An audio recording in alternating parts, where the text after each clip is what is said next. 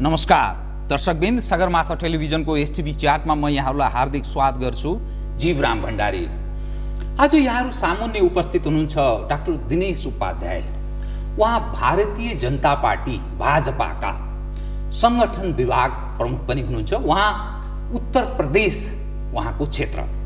उहाँसँग आज म भारत र नेपाल बीचको पछिल्लो समयमा देखा परेको विशेष प्रकृतिको सम्बन्ध, विगतको इतिहास र अहिले गरेको संकेत, नेपालको पछिल्लो परिवर्तनलाई नयाँ भाजपाको सरकार आएपछि कसरी हेरेको रहेछ र अबको अवस्थामा भारतको नीति के हुन सक्छ। किनभने नेपालीहरूको एक्सपेक्टेसन यस खालको पनि छ, कतै भारतको नेपाल नीतिमा परिवर्तन त आउँदैन, यस्तो विश्लेषण पनि गरिएको छ। त संगठन विभाग प्रमुख पनि भएको हुनाले उहाँसँग आज म यिनै समसामयिक विषयमा र नेपालको आन्तरिक राजनीतिलाई कसरी हेरेको रहेछ, मोदीको सार्क सम्मेलनमा नेपाल भिजिट पनि हुँदैछ, यी तमाम मुद्दामा म केन्द्रित रहनेछु। सर्वप्रथम उहाँलाई स्वागत गरौँ। स्वागत है आपका। Thank you. वो नेपाल के जो आदमी हैं वो कहते हैं नेपाल नीति में भारत कुछ बदलाव ला रहा है, ये सच है? भारतीय जनता पार्टी के लोकप्रिय प्रधानमंत्री, पूर्ण बहुमत से बनी हुई गवर्नमेंट भारत के अंदर, इतना बड़ा परिवर्तन देश की जनता ने जो विश्वास दिया है उसका असर पूरे वर्ल्ड में गया है। नेपाल भारत का सहोदर भाई था, है, और जब तक ये धरती रहेगी तब तक रहेगा। बतौर वहाँ मानसिकता के, हमारी मानसिकता के लोग रहे। अब से पूर्व में वहाँ कांग्रेस की गवर्नमेंट थी। कांग्रेस की गवर्नमेंट के दौरान नेपाल और भारत के संबंध बिगड़े। उन संबंधों को आज हमने दोबारा जिंदा किया है। उस दौरान हम लोग सत्ता में नहीं थे, लेकिन नेपाल में हमारा आना जाना तब भी रहा। माननीय नरेंद्र मोदी जी की यहाँ पहले की यात्रा हो चुकी और 17 तारीख से अयोध्या से मर्यादा पुरुषोत्तम भगवान श्री राम जी की बारात, जो त्रेता युग में आई थी जनकपुर में बारात भगवान श्री राम की, वो बारात एक बार फिर हमने भारत से स्टार्ट की है और जनकपुर में बारात जाएगी। और माननीय लोकप्रिय प्रधानमंत्री उस बारात के बाराती रहने वाले हैं, ये भी मैं आपके चैनल के माध्यम से नेपाल की जनता को बताता हूँ। ये एक संदेश जाता है प्रधानमंत्री का, पहले यहाँ करके उद्बोधन करना, उसके बाद यहाँ यात्रा में आना, सार्क सम्मेलन में आना, और मेरी भी दूसरी यात्रा है। और भारत के बीजेपी के अपने लोग और भी आते जाते रहे हैं, यहाँ पर आते जाते रहेंगे। नेपाल के साथ हमारे संबंध बहुत प्यारे हैं और जब तक भारतीय जनता पार्टी जिंदा रहेगी धरती के ऊपर और हमारे जैसे लोग रहेंगे, नेपाल के संबंध जिंदा रहेंगे। लेकिन एक बात मैं जरूर कहना चाहूँगा, जैसा परिवर्तन भारत के अंदर हुआ है, नेपाल की जनता बहुत अच्छी तरह जानती है। इतनी भ्रष्ट गवर्नमेंट, यूपीए 1 और यूपीए 2, जिस सरकार के 50% से ज़्यादा केंद्रीय मंत्री पैसे खा करके जेल चले गए हों और वो पैसा देश की जनता का था, उसको लूटा, वो पैसा वापस नहीं किया, आज तक भी नहीं किया। वो कांग्रेस आई का नेतृत्व में जब कांग्रेस, वही मैं कह रहा हूँ, कांग्रेस आई की इतनी भ्रष्ट गवर्नमेंट रही। अगर वो गवर्नमेंट वहाँ की जनता ना बदलती तो भारत सरकार के या भारत के जो भाग्य था वो दुर्भाग्य में बदलता और आज ये जो आज का जो भारत है ये भारत ना रहता। आपको पता होगा कुछ समय पहले, कुछ बरस पहले, नेपाल के कुछ पॉलिटिकल लीडर लोग, कांग्रेस और कम्युनिस्ट लोग और माओवादी और भारत का तत्कालीन सरकार, वो त्रिपक्षीय 12 बुधे सहमति हुआ था, वो दिल्ली में हुआ था। इसका इम्पैक्ट नेपाल का पॉलिटिकल चेंज हुआ। तो आदमी कहते हैं तो नेपाल नीति में कुछ चेंज हो सकता है नेपाल में, क्योंकि अब बीजेपी का सरकार आया है। क्या ये पॉसिबल है और नहीं? क्या होगा?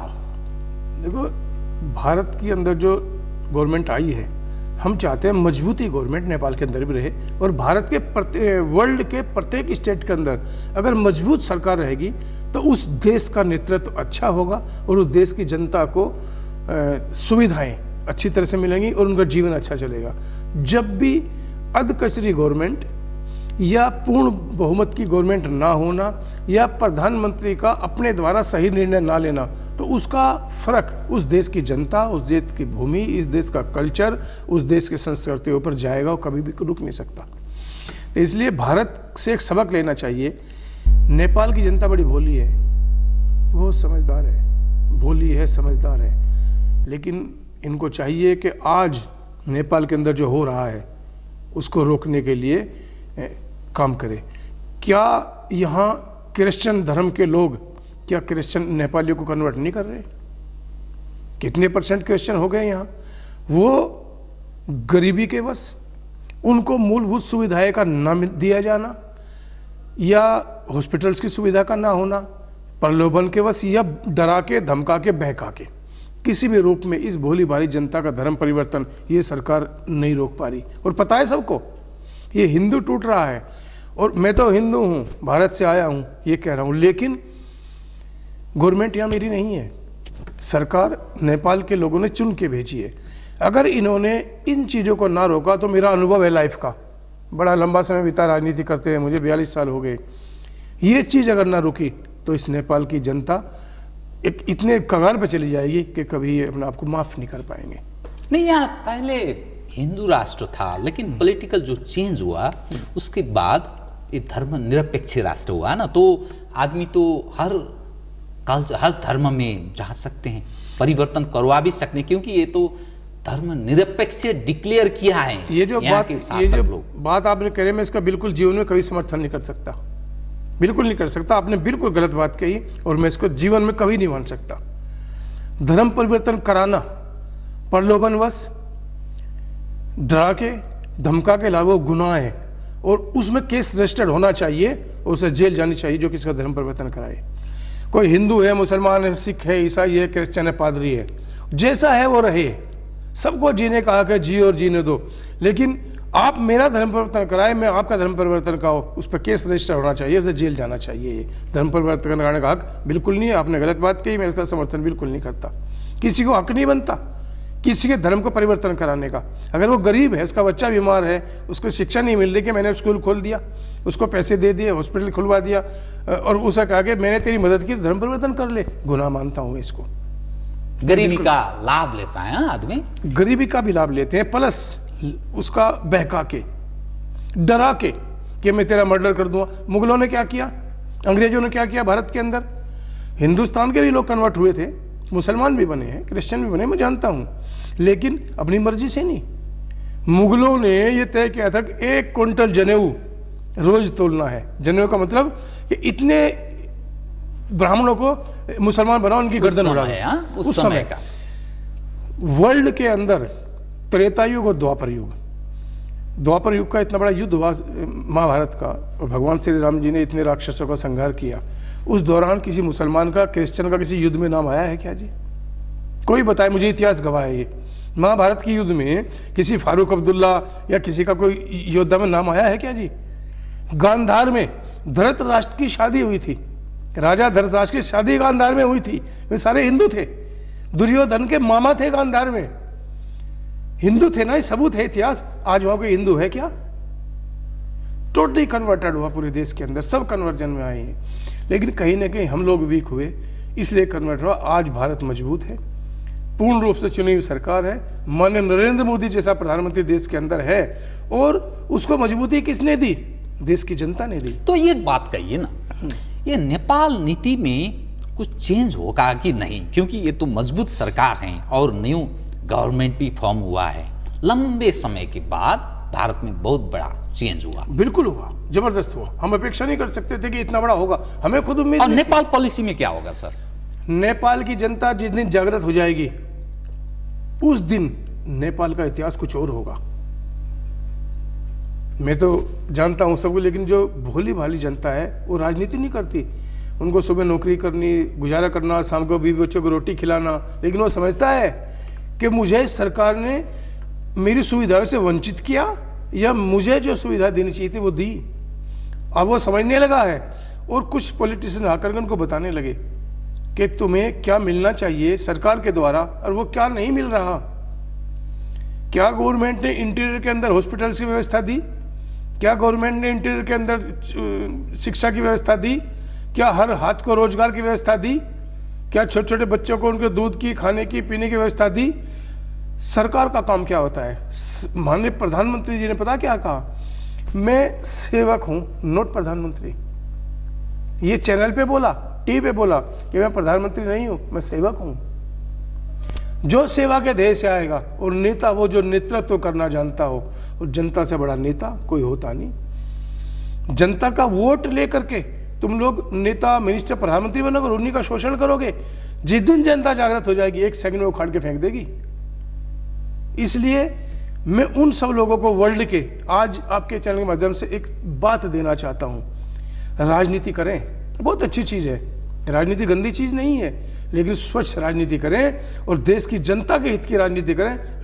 ना वो कुर्सी की राजनीति करें, ना सत्ता की राजनीति करें, ना ही अपने राज्य की राजनीति करें।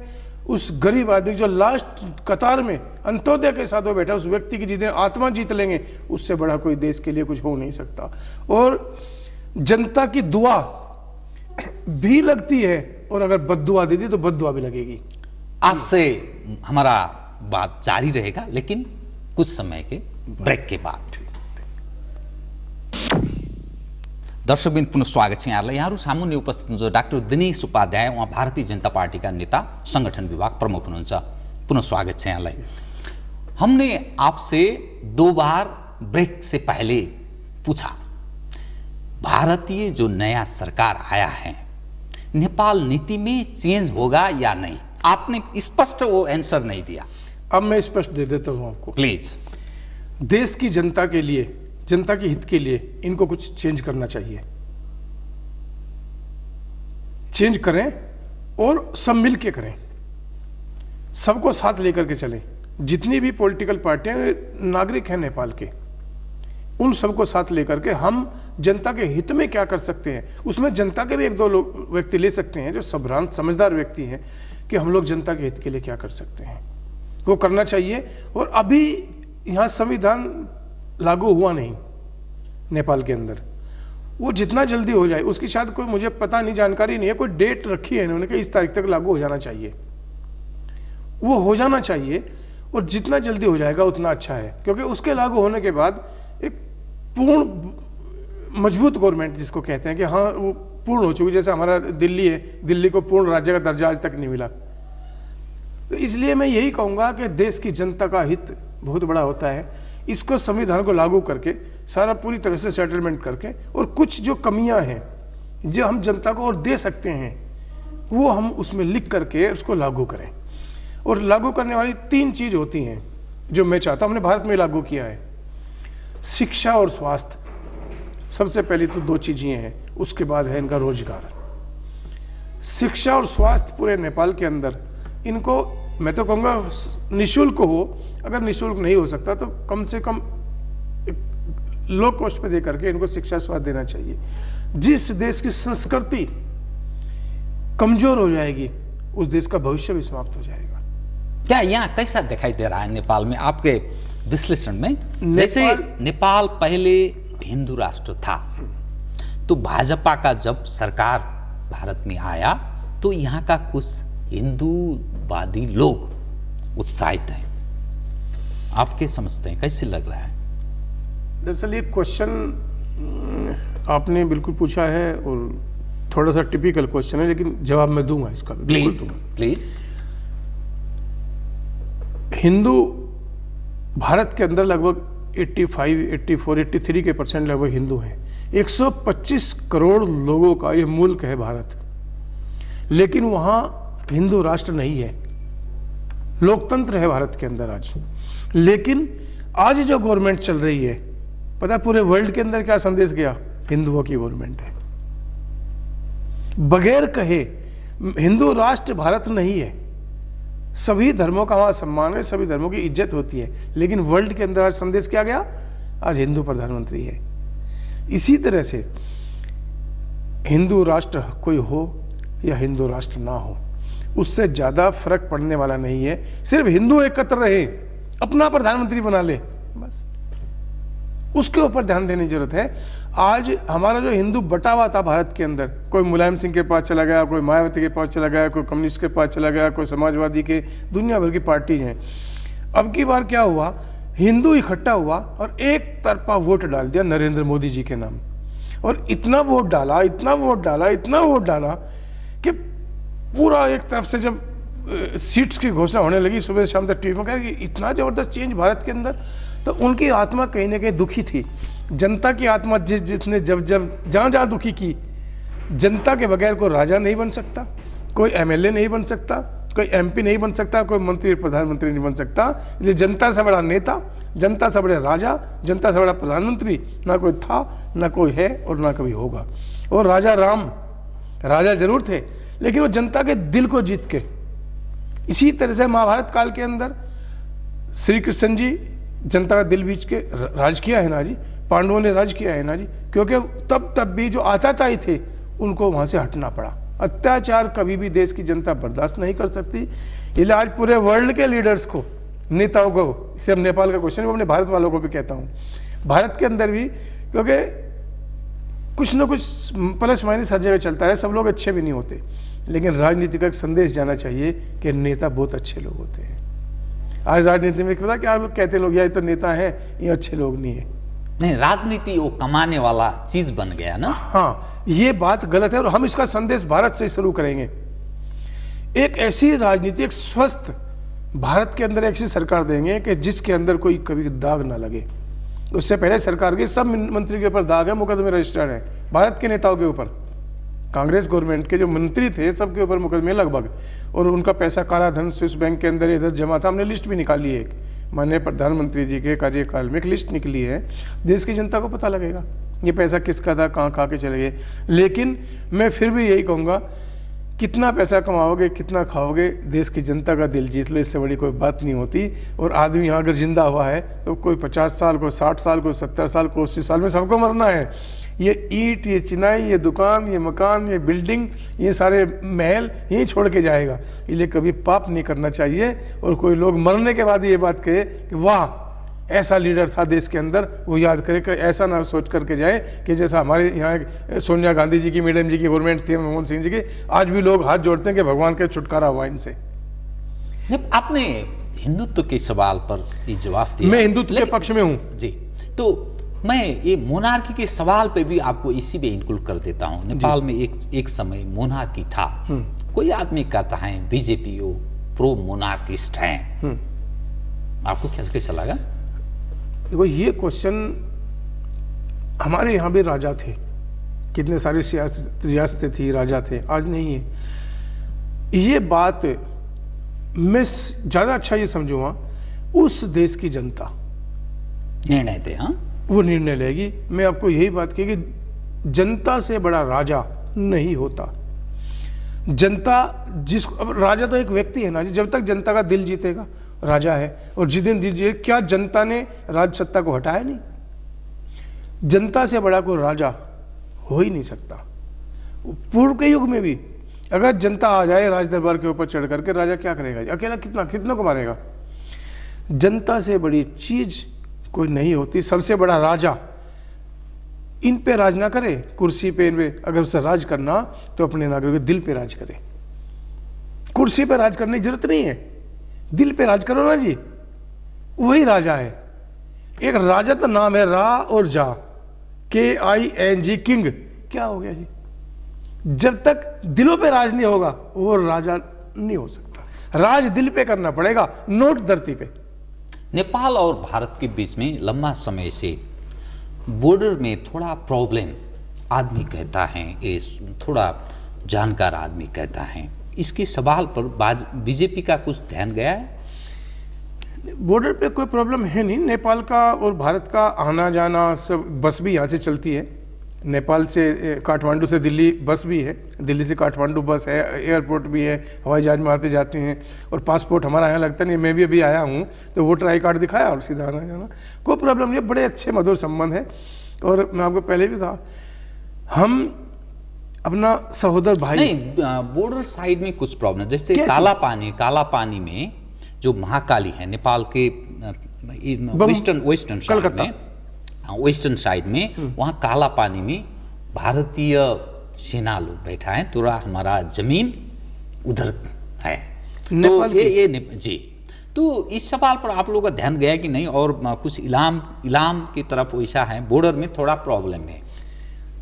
देखो, इसकी मुझे अभी जानकारी नहीं है। अगर ऐसा कुछ है, यहाँ का कोई नागरिक या कोई भी व्यक्ति इस तरह का एक सबूत और लिख करके अगर गवर्नमेंट ऑफ इंडिया को वो सूचित करते कि ये विषय है और इसके अंदर कोई ना कोई नीति निर्धारण हो जानी चाहिए, तो उसमें विचार होगा, बिल्कुल विचार होगा, निश्चित रूप से विचार होगा।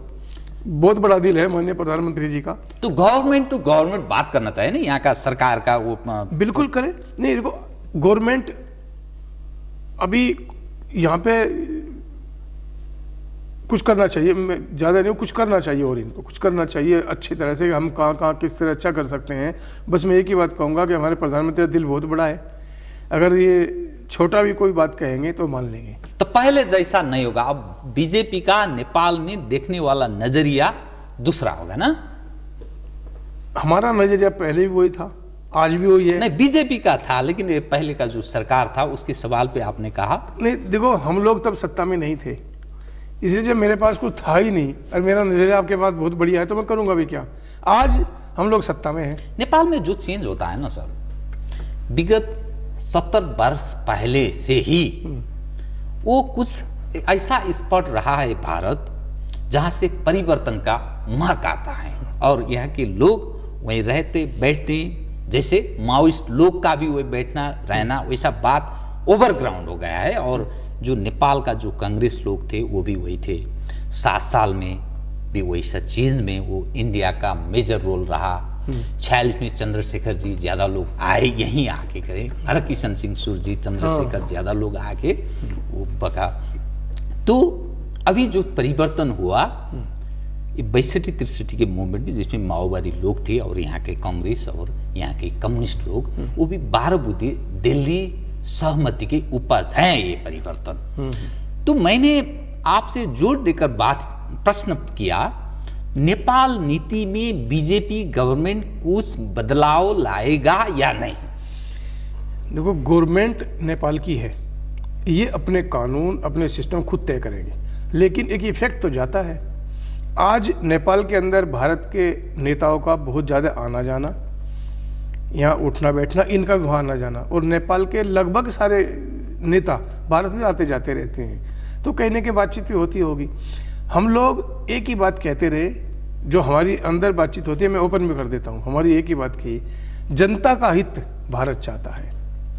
हमने कभी जातिवाद की बात नहीं की, धर्म की बात नहीं की, जनता का हित भारत चाहता है। नेपाल की जनता का हित अगर ये नहीं दे पाए तो हम बिल्कुल कहेंगे कि ये गलत बात है। ये भारत का प्रशासनिक संयंत्र और खुफिया एजेंसी नेपाल में बहुत एक्टिव है, वैसा कहता है हर आदमी। क्यों ना हो, हमें देश चलाना है, क्यों ना हो जी, बिल्कुल करेंगे, बिल्कुल करेंगे। नहीं, नेपाल के अंदर एक्टिव है।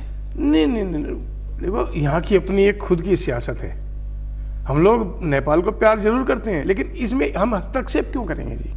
हमारी एक अलग देश है, नेपाल एक अलग देश है, भूटान एक अलग देश है, चाइना एक अलग देश है, वो एक अलग चीज़ है। एम्बेसीज वगैरह सबकी हर जगह है, एम्बेसी तो सबकी हर जगह है ना, वो एक सिस्टम का हिस्सा है।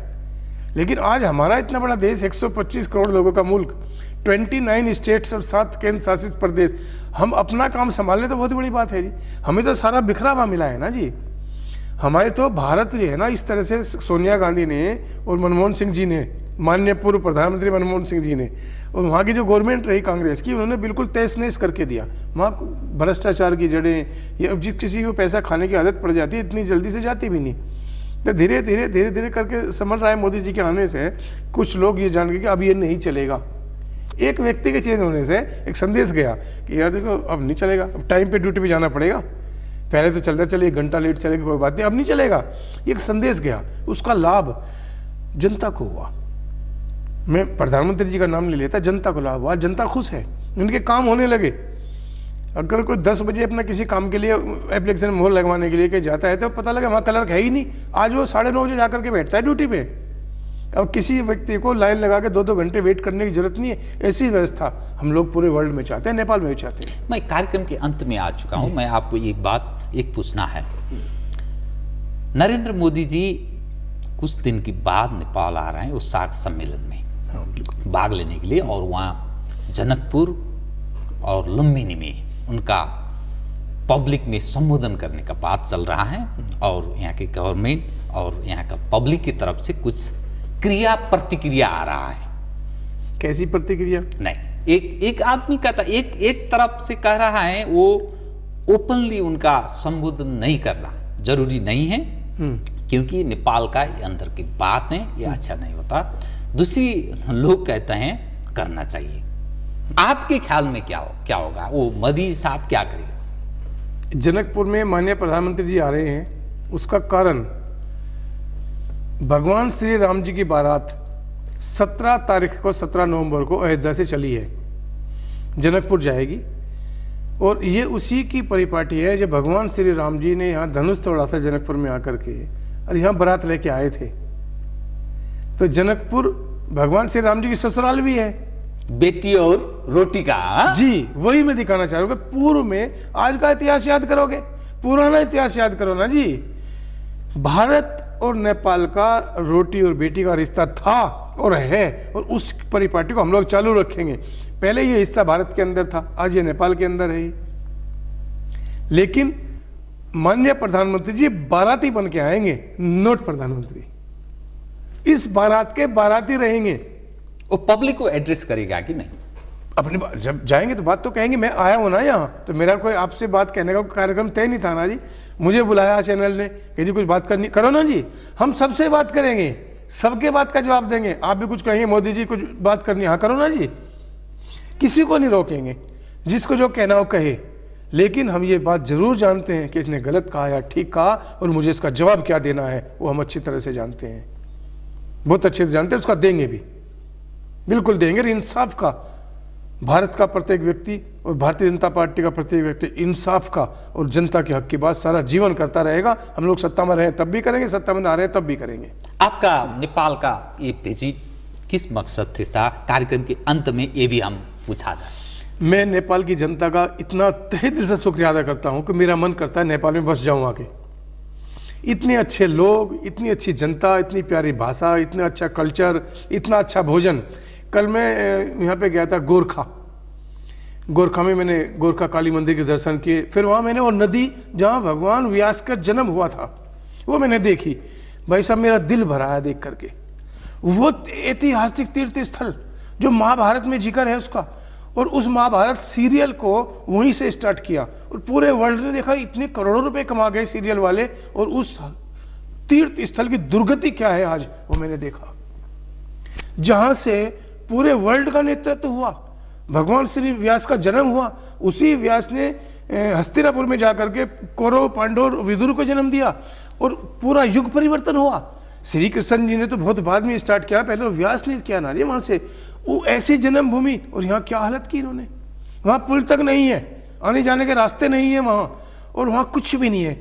अगर वो ऐतिहासिक तीर्थ स्थल बन जाए, जितने यहाँ लोग पूरे वर्ल्ड के घूमने के लिए आते हैं पर्यटक के लिए, और उसको छाप दिया जाए तो दुनिया को पता लगेगा कि ये नेपाल तो सिर है तुम्हारा, तुम पैर हो। नेपाल सिर है वर्ल्ड का, ये मैं साबित कर दूंगा। ये मैं मुंह से नहीं कह रहा, मैं कोई राजनीति कर रहा, आपके चैनल पे बैठकर दिल से बोल रहा हूँ। नेपाल सिर है वर्ल्ड का। बहुत अच्छी बात। मैं भारत का भी जिक्र कर दिया, भारत का सिर नेपाल है। मैं भारत में जाऊंगा, मुझे जो जीवाएं कहे, नेपाल सिर है वर्ल्ड का, ये बात मैं साबित कर दूंगा। चले ना वहां व्यास देखे, भारत का व्यास ने जन्म दिया ना जी। व्यास ऋषि कहाँ जन्म हुए, वो सिर है। नेपाल की जनता को जागृत होना पड़ेगा, समझना पड़ेगा तुम लोग कौन हो। इनको धोखे में रखा जा रहा। और इस सरकार को मैं आज एक हाथ जोड़ के निवेदन करूंगा कि महाराजा ऋषि व्यास की जो जन्म स्थली है वहाँ थोड़ा सा देख लें, और उसे जो पर्यटक स्थल है, यहाँ की जो बुक्स निकलती हैं, उनको कहा जाए प्रत्येक पर्यटक को कि एक बार ऋषि व्यास की जाकर के दर्शन करके हम मत्था टेक करके आए। डॉक्टर साहब कार्यक्रम में आए, आपके हम धन्यवाद करते हैं। दर्शकवृन्द, आदरणीय दर्शकवृन्द, उहाँ हुनुहुन्थ्यो डाक्टर दिनेश उपाध्याय, उहाँ भारतीय जनता पार्टीका नेता, संगठन विभाग प्रमुख। म लगायत मेरो सम्पूर्ण युनिटलाई कार्यक्रमबाट बिदा दिनुहोस्, तर सगरमाथा टेलिभिजन हेर्दै गर्नुहोला। नमस्कार। सगरमाथा टेलिभिजन, तपाईको तेस्रो आँखा।